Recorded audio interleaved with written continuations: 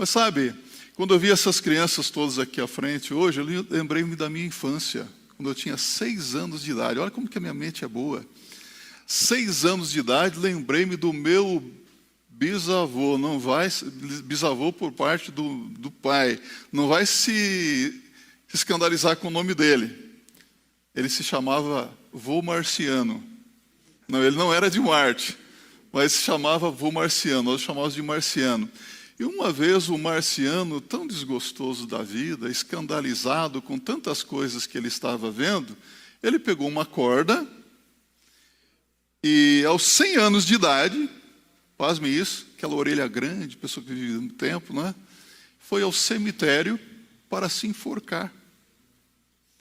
E ele chegou no cemitério, ele contando a história. E eu, criança, não pode ouvir conversa de adulto, mas eu ficava atento a tudo que estava acontecendo. Ele foi ao cemitério, ninguém encontrou o Marciano durante o dia inteiro. No final da tarde, ele voltou chorando, frustrado. E ele dizia assim: eu estou decepcionado, não sirvo mais para nada, o mundo está mudando. Eu fui ao cemitério para me enforcar, joguei a corda, não consegui nem sequer jogar a corda naquela árvore lá, fiquei o dia inteiro tentando, não consegui me enforcar.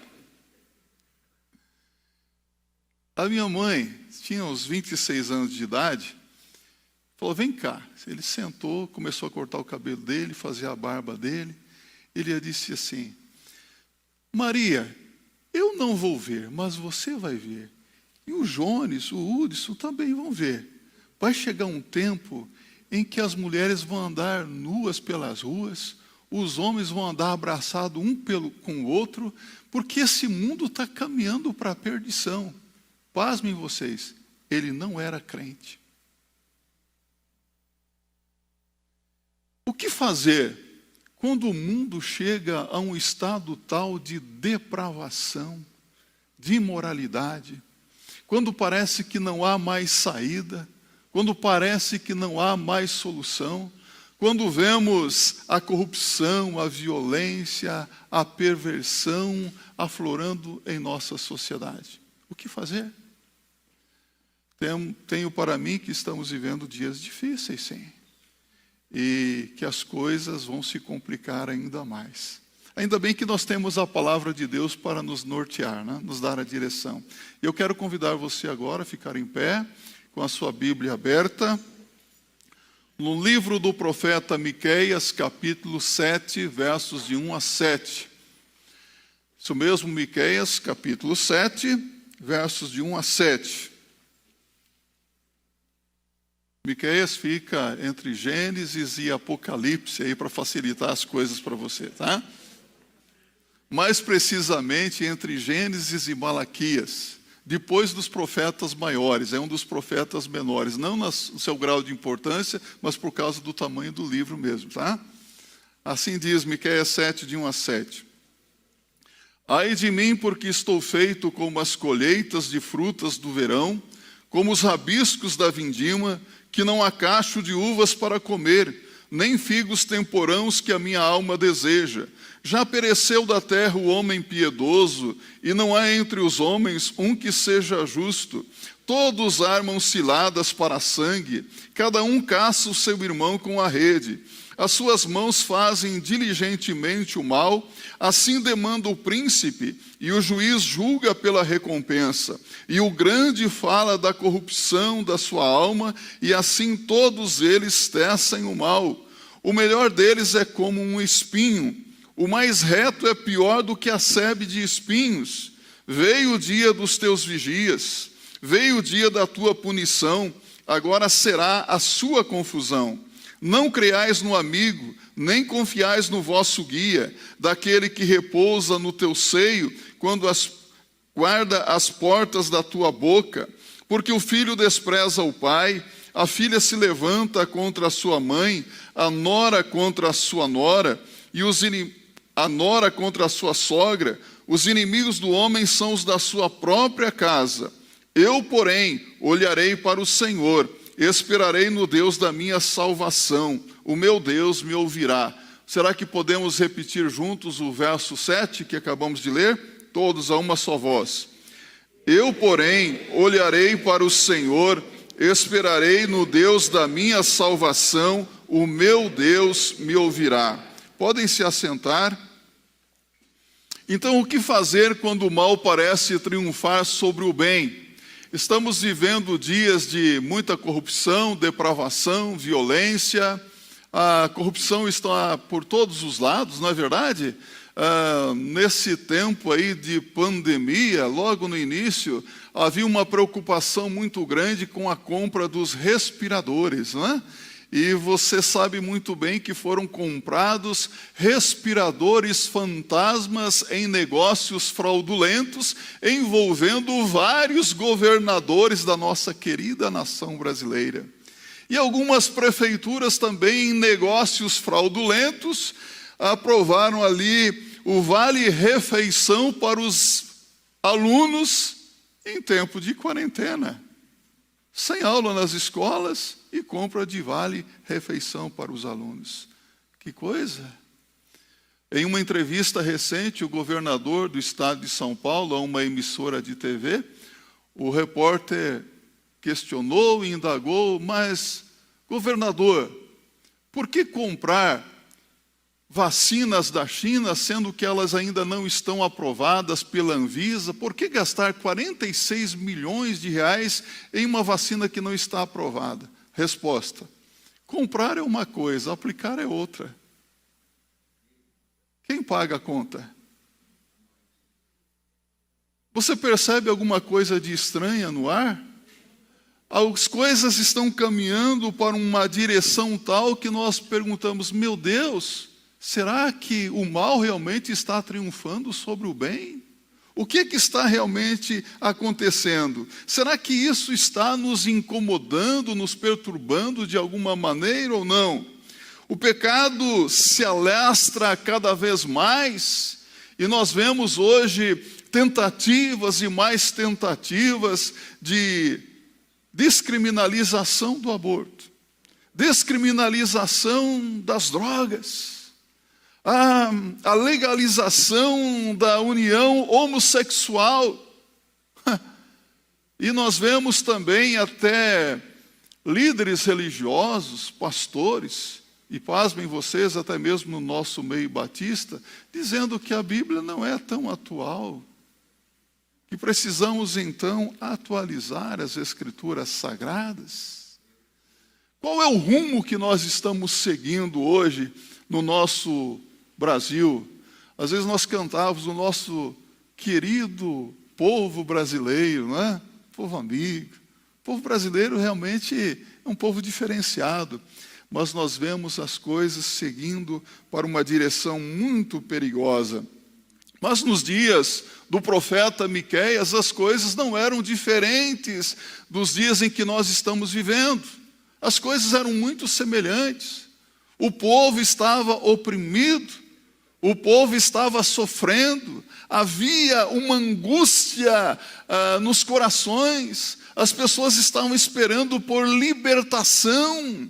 Os camponeses, aqueles que moravam nos vilarejos, essas pessoas estavam constantemente enfrentando ameaças e ataques de nações inimigas. Estavam vivendo uma vida miserável porque os ricos oprimiam os pobres, porque os governadores exploravam o povo também, manipulavam as pessoas, e os profetas falavam aquilo que o povo queria ouvir. Eram falsos profetas, falavam palavras agradáveis, sabe? Miqueias, assim como o profeta Amós, pregou numa época difícil, por volta do ano 701 a.C., mas tanto Miqueias como Amós, também Isaías, eles pregavam a palavra de Deus com ousadia, clamando por justiça social, convidando o povo para que se voltassem para o Senhor, porque quando Miqueias olhava para a nação, ele via um estado de depravação nacional. Ele denuncia o pecado do povo de Israel. Será que quando olhamos hoje para o Brasil, nós não vemos a mesma coisa diante dos nossos olhos? Um estado de depravação nacional, de perversão. Recentemente, um membro da nossa igreja, que trabalha na oficina de costura, foi a um shopping no centro da cidade, ali na Avenida Paulista, shopping novo. Ela queria conhecer o shopping novo. E ela foi comprar falou, vou ver com a minha nora algumas linhas ali para a oficina de costura. E ela falou, pastor, eu cheguei naquele shopping ali, eu disse para o meu filho, vamos sair daqui. Pastor, era homem com homem, mulher com mulher, se abraçando, se beijando assim, de forma pública. Pastor, onde é que nós vamos parar? Eu falei, eles eu não sei, mas eu sei onde eu vou parar. Que coisa assustadora. Agora eu quero dizer uma coisa para vocês. Nós, crentes batistas, não somos homofóbicos. O Evangelho de Jesus Cristo é para todos os homens. Se aqui nesta manhã entrar uma lésbica, um homossexual, um travesti, um LGBT, ou seja lá o que for, será muito bem-vindo em nome do Senhor Jesus. E será convidado a ser participante da graça de Deus em Cristo Jesus.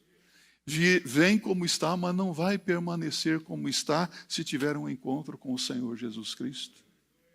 É assim que funcionam as coisas. Em outro tempo, vós éreis, nós temos aqui eis isso, eis aquilo. Eis, porque não são mais. Porque o Evangelho de Jesus Cristo é transformador. O Evangelho muda. Miqueias lamentou o pecado do povo, dizendo aqui no verso 1, ai de mim, porque estou feito como as colheitas de frutas do verão, como os rabiscos da vindima, não há cacho de uvas para comer, nem figos temporãos que a minha alma deseja. Uvas e figos indicam prosperidade, bênção de Deus sobre a nação, mas aqui a palavra de Deus especificamente está falando acerca de frutos espirituais, porque a palavra diz, frutos que a minha alma deseja. Então é algo espiritual, concorda comigo? Frutos que a minha alma deseja. Porque havia uma aridez, uma sequidão espiritual na nação. E aqui, como eu sempre gosto de perguntar, eu vou perguntar. Como está a nossa vida espiritual? Será que nós estamos vivendo um estado de sequidão espiritual?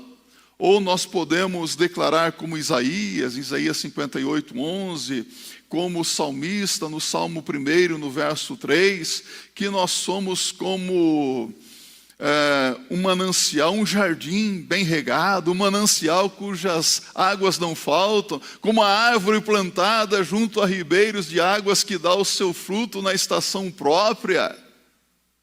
Ou será que somos como o salmista diz no Salmo 86, no verso 4, um vale seco sem vida? Porque às vezes temos a impressão de que a vida de alguns é uma tremenda sequidão espiritual. Não produzem os frutos que Deus deseja. O fruto espiritual esperado por Deus.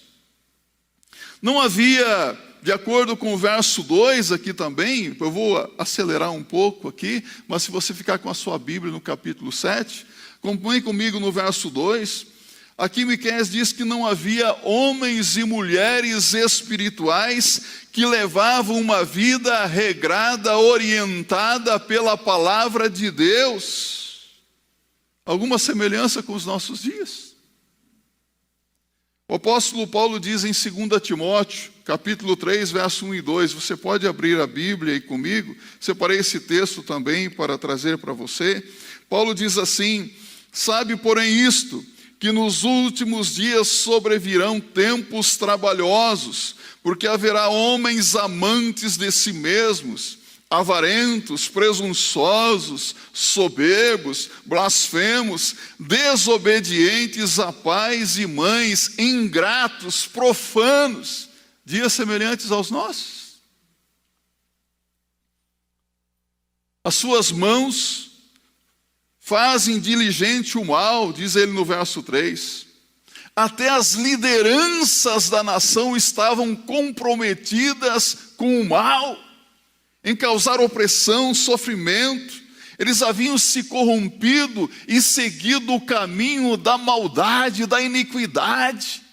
Eles ficavam maquinando o mal. O príncipe exigia condenação sem nenhum tipo de misericórdia ou compaixão. O juiz era corrupto, aceitava propina, recompensa para julgar as causas, e era aquela causa em que o inocente era tido por culpado, o culpado por inocente.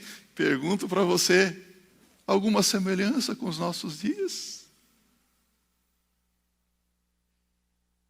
Sabe, meus irmãos e minhas irmãs, os grandes dentre o povo, aqueles que tinham uma certa proeminência, eles falavam abertamente dos desejos maldosos de seus corações, sem nenhum lamento, sem nenhuma discrição, sem nenhuma vergonha.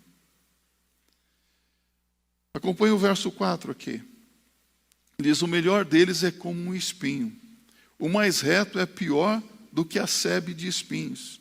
Eles eram comparáveis a um espinheiro, porque feriam todos os que tocavam neles, todos os que se aproximavam deles, porque eles haviam se distanciado da verdade e da justiça.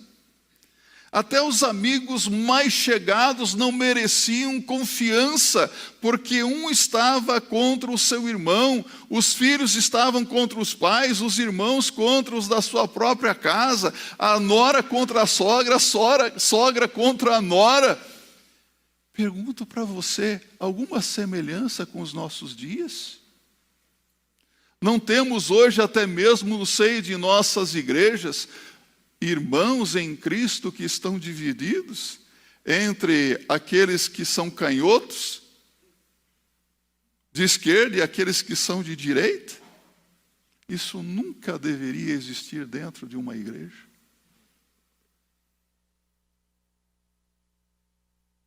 Ninguém é de Paulo, ninguém é de Apolo. Nós somos de Cristo. Nosso partido é Cristo. Se alguém pensa diferente, está no lugar errado. Nós não nos norteamos por esquerda ou por direita, nós nos norteamos pela palavra de Deus. Pelo que Deus diz na sua palavra. Porque o filho despreza o pai, a filha se levanta contra a sua mãe, a nora contra a sua sogra. Os inimigos do homem são os da sua própria casa. Às vezes eu tenho a impressão que eu tenho inimigos dentro da igreja porque eu penso diferente de um e de outro. Você já teve essa impressão de ter inimigo até mesmo entre os membros da sua família? Os seus parentes? Os seus amigos, de repente, se tornam inimigos. Preciso tomar muito cuidado. Os problemas da nação estavam destruindo a união das famílias. Não deixe, olha aqui para mim, não deixe que os problemas da nossa querida nação brasileira destruam a sua família. Traga desunião entre os seus parentes. Não permita isso. Houve um abandono sistemático do culto a Deus. Um afastamento da palavra de Deus. Uma apostasia. Pergunto para vocês, alguma semelhança com os nossos dias? Não está havendo afastamento do culto a Deus? E aqui eu quero dizer para você que está nos assistindo de forma online, você que faz parte do grupo de risco, o fato de você estar na sua casa hoje, cuidando da sua vida, não significa que você esteja distante da palavra de Deus. Nós oramos por você, para que logo você possa estar aqui conosco. Amém, meus irmãos? Por isso estamos fazendo culto online aqui. E às vezes cai energia elétrica. E o culto é interrompido. E aí alguns fariseus de plantão, o pastor derrubou lá, impediu. Até o pastor, quando cai energia, o pastor é culpado, culto interrompido. Parece que os ânimos estão assim, né? Misericórdia, Jesus. Sabe, meus irmãos, estamos presenciando hoje uma situação tão crítica de corrupção, voltando um pouco mais aqui, onde você vê gastos nesses dias com as eleições. Você sabe o que é fundo partidário? Os partidos políticos estão recebendo milhões, por que não dizer bilhões, para eleger políticos, reeleger políticos corruptos, sem vergonha, desculpe a expressão aqui, que não tem nenhum compromisso com o povo, enquanto faltam hospitais, faltam escolas, falta transporte, falta muita coisa, mas milhões e milhões são gastos do dinheiro dos meus impostos, dos seus impostos. Isso é ou não é depravação, corrupção, desonestidade? Ainda bem que nós temos liberdade de pensamento e podemos nos expressar. Eles não podem se expressar? Então vamos nos expressar. Você sabe por que esse mundo ainda permanece? Porque os crentes estão no mundo, como sal da terra, como luz do mundo. Mas a igreja precisa confrontar esse tipo de coisa. A igreja tem que pregar o evangelho. A igreja tem que ser aguerrida, comprometida com Cristo e com a sua palavra. Não podemos nos acovardar. Precisamos ser firmes na nossa fé em Cristo Jesus, mas também em proclamar a verdade. Então, muita semelhança com o nosso tempo. O que fazer quando se chega, então, a um estado de calamidade espiritual nacional, onde até o mesmo aqueles que são fiéis ao Senhor, crentes, bons crentes, fiéis, estão passando por momentos críticos ou não estão? Quanta gente boa, quanta gente que é fiel a Jesus está passando por privações hoje, sim. Está decepcionado. Quantas pessoas que hoje não têm nem coragem de sair de casa, está deprimido. As clínicas, dos psicólogos, dos psiquiatras, dos neurologistas, tenho para mim que estão, abarrotados. Parece que já estão voltando agora, né? Estão voltando em massa. Sabe por quê? Porque falta esperança. A mente entra num turbilhão, e quando nós estamos dentro de um temporal, de uma tempestade, nós não conseguimos pensar direito. Precisamos de alguém que nos ajude a pensar, alguém que esteja fora, né? Alguém que nos dê a direção. Ainda bem que nós temos a palavra de Deus. Ainda bem que o Espírito Santo é o divino conselheiro, nos orienta. Mas interessante que nós presenciamos tudo isso e achamos que é normal. Não é assim mesmo. Eu já ouvi muitos crentes dizendo, não é assim mesmo, pastor. Está tudo normal. Então eu pergunto para você, o que é que nos torna diferentes do que tudo que nós estamos presenciando hoje? O que é que nos torna diferentes? O que é que nós podemos dizer a respeito de tudo isso? O profeta Miqueias tem uma resposta. E a resposta do profeta Miqueias deve ser também a nossa resposta. Isso nos torna diferentes. O profeta Miqueias, ele diz, eu porém, repita comigo, eu porém. O porém, não é? Ou mas, conjunção adversativa, subordinativa, não é? Eu, porém, quanto a eles eu não sei, mas eu, olha o que Miqueias está dizendo aqui, apesar de tudo o que foi dito, apesar de toda essa maldade, essa corrupção, essa perversão, apesar de toda a depravação, apesar de tanta maldade, apesar do povo ter se afastado do culto a Deus, apesar de haver um distanciamento da palavra de Deus, Miqueias diz: eu, porém, olharei para o Senhor. Repita comigo: eu, porém, olharei para o Senhor. É isso que ele está dizendo. Quanto a mim, eu vou olhar para o Senhor. É difícil não sermos atingidos, influenciados por tudo isso, porque nós vivemos no olho do furacão.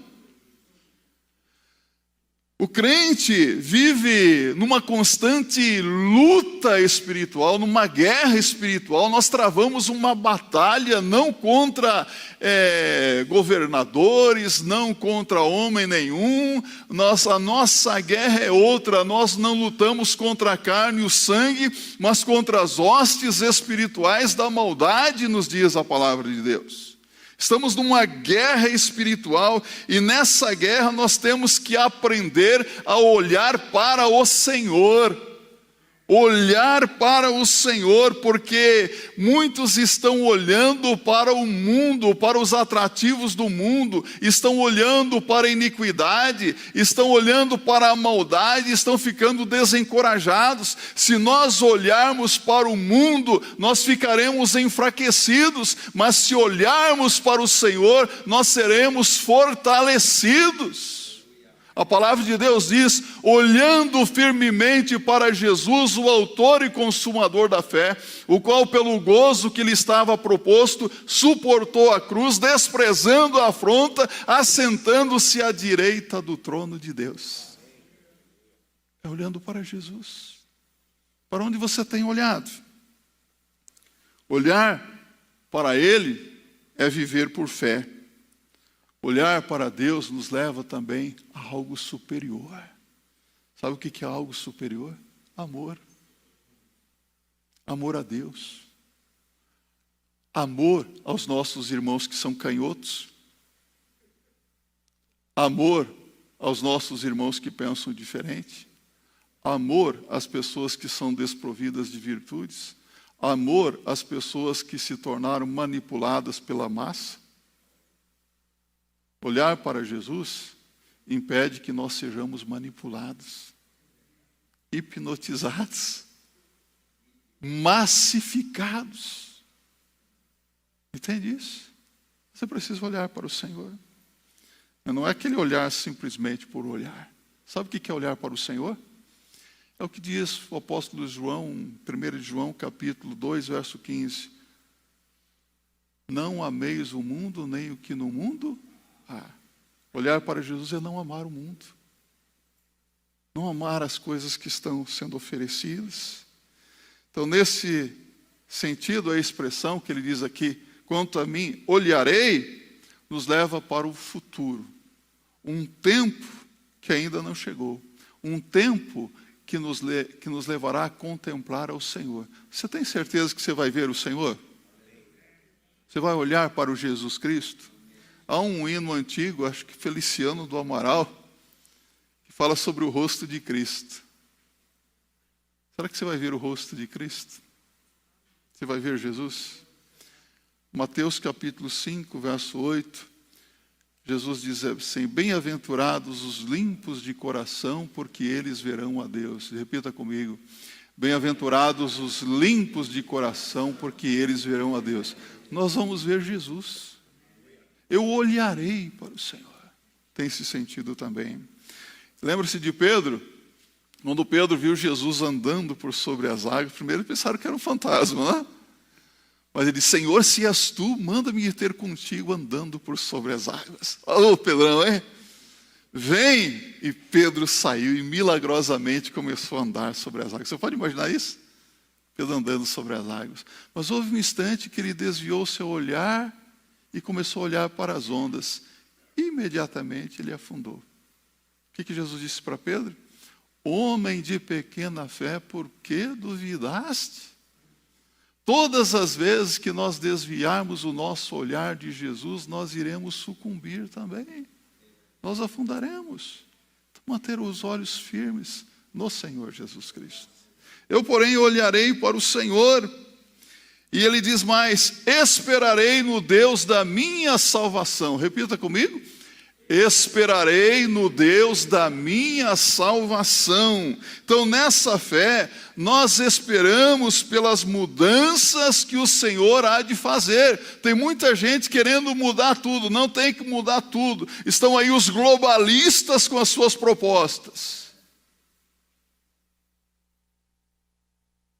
Esperar para que Deus faça o que só Ele pode fazer. Deus pode fazer aquilo que ninguém mais pode fazer. Então nós temos que esperar em Deus. Mas esse negócio de esperar em Deus requer paciência, né? E às vezes nós somos impacientes, nós queremos que as coisas aconteçam rapidamente. Tudo hoje é numa velocidade incrível, né? Não temos paciência para mais nada. O salmista diz: esperei com paciência no Senhor. Espere o tempo de Deus. A Bíblia fala do Kairos de Deus, é o tempo perfeito de Deus, o tempo exato de Deus. Na hora certa Deus age. Além do mais, Paulo diz em Efésios 3, verso 20, Ele é poderoso para fazer infinitamente mais do que tudo quanto pedirmos ou pensamos, segundo o seu poder que opera em nós. Esse poder opera em nós. Por que esperar? Esperamos porque cremos que Deus tem o seu tempo determinado para agir. Eclesiastes 3, verso 1. Tudo tem um tempo determinado e há tempo para todo o propósito debaixo dos céus. Não se iluda. Deus está tudo sob controle de Deus. No tempo certo, Deus intervém. Deus faz as coisas acontecerem. Esperamos, porque nós sabemos que Deus supre as nossas necessidades. Paulo diz claramente a respeito disso, do suprimento de Deus, e nós cremos que Deus é soberano. Esperamos nele, sabemos que ele tem tudo sob controle. Esperamos porque Deus é onipresente, ele está presente aqui conosco e estará conosco todos os dias das nossas vidas. Jesus diz: eis que estou convosco todos os dias, até quando? Até a consumação dos séculos. Esperamos porque cremos que Deus sabe que nós necessitamos antes mesmo de nós abrirmos a nossa boca. Antes mesmo de orarmos, Deus já sabe. Ele sabe tudo. Esperamos porque Ele prometeu responder às nossas orações. Jesus disse: tudo o que pedirdes ao Pai em meu nome, Ele vô-lo considerar. Pedir em nome de Jesus, porque Ele é fiel para cumprir. Deus não é homem para mentir, nem filho do homem para que se arrependa. Que Deus promete, Ele cumpre. Esperamos porque nós cremos que a Bíblia é a palavra inspirada de Deus. Única e infalível regra de fé e prática. Mesmo que um de nós, diz Paulo, ou algum anjo estraga um outro evangelho, seja anátema. Se alguém falar, fale segundo o que está escrito. Não pode aceitar nada além do que já está escrito na palavra de Deus. É por isso que nós esperamos em Deus. Porque a palavra de Deus é infalível. Quem não espera em Deus é porque não ora. E quem não ora perde a esperança. Quem ora tem esperança e espera porque sabe que Deus vai conceder no tempo dele. Às vezes nós oramos e pedimos para Deus o que precisamos e parece que a resposta não vem, demora tanto, mas na hora certa Deus dá o que nós precisamos, porque Ele nos ama. Quem ora sempre espera, porque espera em Deus. O problema é que hoje nós estamos vivendo uma época muito difícil, nós são tantas igrejas. Hoje mesmo eu estava falando na nossa classe ali de discipulado, lamentavelmente hoje não estou mais pastoreando sozinho a igreja, não, tenho aqui outros pastores, mas estamos pastoreando aí com bispos, apóstolos, profetas, profetisas, e cada cabeça é uma sentença, cada um diz uma coisa, e então nós precisamos olhar para a palavra de Deus. A para nós não nos desviarmos, em momento algum. Quem não passou pela cruz de Jesus Cristo, quem ainda não é convertido, quem não entregou a sua vida a Jesus, não sabe o que é esperar em Deus. Não sabe mesmo. Eu gosto de perguntar, eu vou perguntar. Alguém aqui nasceu prematuro, bebê prematuro? Pode levantar a sua mão assim. Nasceu de 7 meses, 6 meses? 4 meses? Ninguém? Que bom.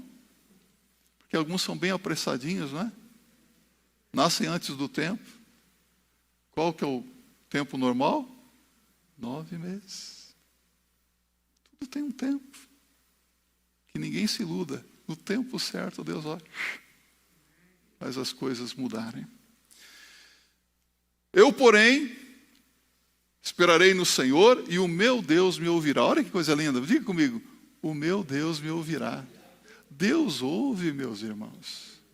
Deus ouve as nossas orações, as nossas petições. Ele ouve tudo. Deus sabe de todas as coisas. Sabe aquela conversa que você tem ali no seu quarto, às vezes até deitado na sua cama, quando você volta a sua cabeça para a parede, ali conversando com o seu travesseiro, Deus está ouvindo. Ele ouve. Ouve tudo que nós falamos. A certeza de que Deus ouvirá a nossa oração vem da fé que nós temos em Jesus. Aleluia, Deus ouve e Deus atende as nossas orações. Quantas orações Deus já respondeu para você? Quantas bênçãos Deus já nos concedeu? Quantas vezes agradecemos ao Senhor pelas vitórias? Obrigado, Senhor. Eu estava sem dinheiro para pagar a minha conta, mas o Senhor supriu a necessidade. Eu estava enfermo, o Senhor me curou. Eu estava numa situação de grande aperto e necessidade e o Senhor me ajudou. O apóstolo Paulo, ele usa essa mesma expressão de Miqueias, o meu Deus, só que ele não diz o meu Deus me ouvirá. Ele diz em Filipenses 4:19, o meu Deus, segundo as suas riquezas, suprirá todas as vossas necessidades em glória por Cristo Jesus, o nosso Senhor. O Deus de Paulo é o seu Deus? É o nosso Deus? Então, meu Deus me ouvirá. Então, meus irmãos e minhas irmãs, a expressão aqui usada significa que Deus vai responder, mas para Deus responder precisamos também pedir, não é? Precisamos orar. Como é que está a sua vida de oração? A sua vida de intimidade com Deus? Tem gastado tempo na presença de Deus, conversando com Ele? Abrindo o seu coração, contando para Deus as suas dores, os seus pesares, contando para o Senhor a respeito dos seus sonhos, dos seus planos, dos seus objetivos. Conta para Ele, fala para Ele. Não existe ninguém mais interessado do que abençoar você do que Deus. Ele está pronto para te atender, mas há algo que pode impedir a resposta de Deus às nossas orações. Isaías 59, no verso 1 e 2, o profeta diz assim, eis que a mão do Senhor não está encolhida para que não possa salvar, nem o seu ouvido agravado para não poder ouvir. Mas as vossas iniquidades fazem separação entre vós e o vosso Deus, de maneira que não vos ouça. Sabe o que é que impede a resposta de Deus às nossas orações? Pecado. Pecado na vida, no coração. Então, a solução é confessar e abandonar o pecado. É chegar diante de Deus e falar assim, Senhor, eu reconheço que eu agi mal. Eu concordo com a tua palavra que eu pequei. Reconheço, estou arrependido e eu faço um compromisso com o Senhor de andar segundo a direção da tua palavra. De ter uma vida regrada pela tua palavra, Senhor. Eu faço um compromisso com o Senhor de prestar culto ao Senhor, de não me afastar da tua palavra, de viver segundo os teus ensinamentos, de ter uma vida de consagração. Num tempo assim, aqueles que realmente são fiéis são filhos de Deus, devem fazer como o salmista. Deus é o nosso refúgio e fortaleza, socorro bem presente no tempo da angústia. Salmo 46:1. Devemos fazer de Deus o nosso refúgio. Em dias difíceis, devemos buscar ao Senhor mais intensamente, na palavra, na oração, na consagração. Miqueias, que viveu num tempo muito semelhante ao nosso, de corrupção, de depravação, não era diferente de nós. Assim como Elias também era um homem sujeito às mesmas fraquezas que nós. Mas Miqueias era um homem fiel ao Senhor. Ele era um homem de Deus. Se você for um homem, uma mulher de Deus, você pode ter absoluta certeza de que você vai orar e Deus vai atender as suas orações. E você vai ser grandemente abençoada. E mesmo estando num tempo de tanta iniquidade, tanta maldade, você vai manter o seu olhar firme em Jesus Cristo. E Deus será glorificado na sua vida. Que assim seja.